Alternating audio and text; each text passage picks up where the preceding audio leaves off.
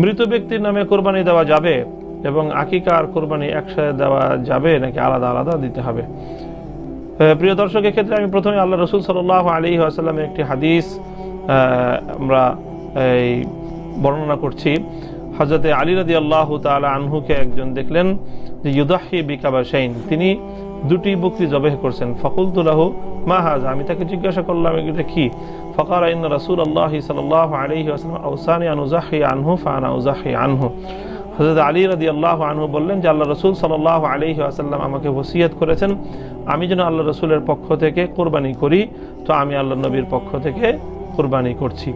সুতরাং এই হাদিস থেকে স্পষ্ট হয়ে বোঝা যায় যে কোনো মৃত ব্যক্তির পক্ষ থেকে কোরবানি করতে কোনো সমস্যা নেই, বরং এটি একটি সুন্নাহর আমল।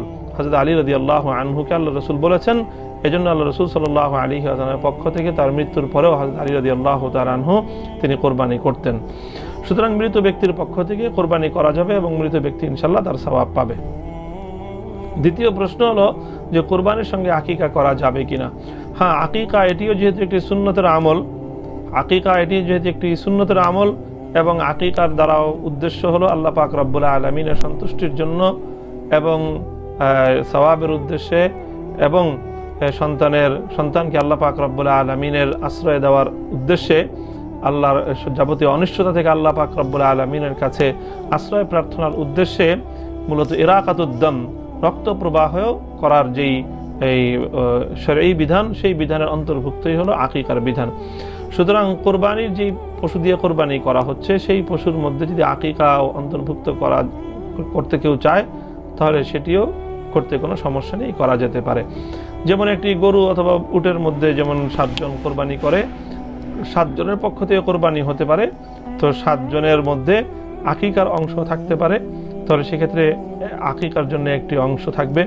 আকিকা যদি ছেলের হয় তাহলে 2টি বকরি কোরবানি আকিকা করা যেহেতু উত্তম সুন্নত, এজন্য ছেলে বাচ্চা হলে তার পক্ষ থেকে 2টি নাম, মেয়ে বাচ্চা হলে তার পক্ষ থেকে 1টি নাম। অর্থাৎ একটি কোরবানির মধ্যে, গরুর মধ্যে আকিকাতে এভাবে ছেলের 1 অংশ, মেয়ের 1 অংশ, ছেলের 2 অংশ, এটি হতে পারে, এতে কোনো সমস্যার কিছু নেই। কুরবানির সাথে আকিকা দেয়া যাবে কিনা, খুব বেশি আলোচনা হচ্ছে এই প্রসঙ্গটা, যে কুরবানির সাথে আকিকা দিয়ে দেয়া যাবে কিনা। এক্ষেত্রে আমরা উত্তরে বলবো যে কুরবানি এবং আকিকা আপনাদের খেয়াল রাখতে হবে যে ভিন্ন দুটি ইবাদত। প্রথম কথা হচ্ছে ইবাদত ভিন্ন দুটি ইবাদত। কারণ কুরবানি এটা বছরের একটা নির্ধারিত সময়, জিলহজের 10 তারিখে, এবং তারপরে আরো 2 দিন বা 3 দিন, এই সময়গুলোতে আপনি কুরবানি করতে পারবেন। তাহলে এটা হজের মৌসুমে জিলহজ মাসে করতে হয় কুরবানি। কিন্তু আকিকা কিন্তু এরকম না, আকিকাটা যে কোনো মাসে হতে পারে।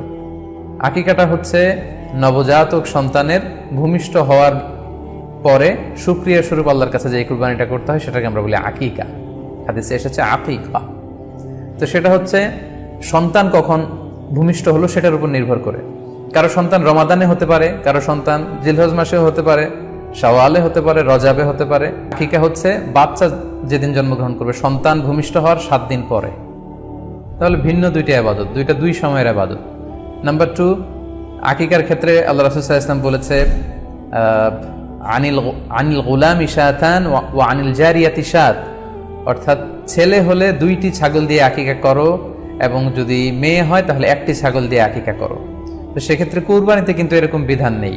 কুরবানিতে কিন্তু 1টি ছাগল দিয়ে আপনি কুরবানি করলে কুরবানি হয়ে যাচ্ছে, সেখানে 2টি ছাগল দেওয়া লাগবে এমন কোনো কথা নেই। তো এভাবে আমরা বুঝতে পারতেছি, খুবই স্পষ্টত কমন সেন্স খাটালেও আমরা বুঝতে পারতেছি, এবং আল্লাহ রাসূল সাল্লাল্লাহু আলাইহি ওয়াসাল্লামের ভাষ্যগুলো অনুসারে আমরা বুঝতে পারছি 2 ধরনের ইবাদত।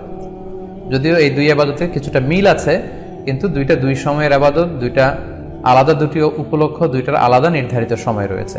যেমন আকিকার ক্ষেত্রে সুন্নাহ হচ্ছে বাচ্চা যেদিন জন্মগ্রহণ করবে তার 7ম দিন শেষে 7 দিন পরে আপনি আকিকা করবেন। আল্লাহ রাসূল সাল্লাল্লাহু আলাইহি ওয়াসাল্লাম বলেছেন কুল্লু গুলামিন মুরতাহানুন বিআকিকাতিহি তুযবাহু আনহু ইয়াওমা সাবিহি, প্রত্যেক সন্তানের আকিকা দিতে হয় তার 7ম দিনে, ওয়া ইউহলাকু ওয়া ইউসাম্মা, এবং 7ম দিনে মাথার চুল ফেলে দিতে হয়, তার সুন্দর একটি নাম রাখতে হয়। তাহলে আকিকার বিধান হচ্ছে সম্মানিত সুধী সন্তান জন্মগ্রহণ করার 7 দিন পরে। আমরা বুঝতে পারলাম আল্লাহ রাসূল সাল্লাল্লাহু আলাইহি ওয়াসাল্লামের ভাষ্য অনুযায়ী, কথা অনুযায়ী, কওল অনুযায়ী। এবার যদি আমরা আল্লাহ রাসূল সাল্লাল্লাহু আলাইহি ওয়াসাল্লামের আমল দেখি, ওনার ব্যক্তিগত আমল কি ছিল, সেক্ষেত্রে আমরা সহিহ ইবনে হিব্বানের একটি হাদিস উল্লেখ করব, যেটিকে ইবনে হাজার আল আসকালানি উনি ওনার ফাথুল বারিতে সহি হিসেবে উল্লেখ করেছেন। আয়েশা রাদিয়াল্লাহু তাআলা আনহার বর্ণনা, তিনি বলেন যে আক্কা রাসূলুল্লাহ সাল্লাল্লাহু আলাইহি ওয়াসাল্লাম আনিল হাসানি ওয়াল হুসাইনি ইয়াউমা সাবিঈ ওয়া সাম্মাহুমা। আল্লাহ রাসূল সাল্লাল্লাহু আলাইহি ওয়াসাল্লাম নিজে ওনার দৌহিত্র অর্থাৎ ওনার নাতি হাসান এবং হুসাইনের আকিকা নিজে করেছেন সপ্তম দিনে, এবং সপ্তম দিনে তাদের নাম রেখেছেন। একজনের নাম রেখেছেন হাসান, আরেকজনের নাম হুসাইন। অর্থাৎ হাসান রাদিয়াল্লাহু আগে জন্মগ্রহণ করেছিলেন, ওনার চেয়ে ছোট ছিল হোসেন, উনি পরে জন্মগ্রহণ করেছেন। তো ওনাদের জন্মের পরে 7 দিন পরে আল্লাহ রাসূল সাল্লাল্লাহু আলাইহি ওয়াসাল্লাম ওনাদের আকিকা দিয়েছিলেন, এবং সপ্তম দিনে উনি আকিকাও দিয়েছেন এবং তাদের নামও রেখেছেন। তাহলে আল্লাহ রাসূল সাল্লাল্লাহু আলাইহি ওয়াসাল্লামের কওলি হাদিস, ওনার ভাষ্যমতে আমরা জানলাম উনি বলেছেন সপ্তম দিনে আকিকা দিতে হয়, এবং ওনার ব্যক্তিগত আমল থেকে আমরা জানতে পারলাম যে উনি ওনার 2 নাতির আকিকা দিয়েছেন সপ্তম দিনে এবং নাম রেখেছেন।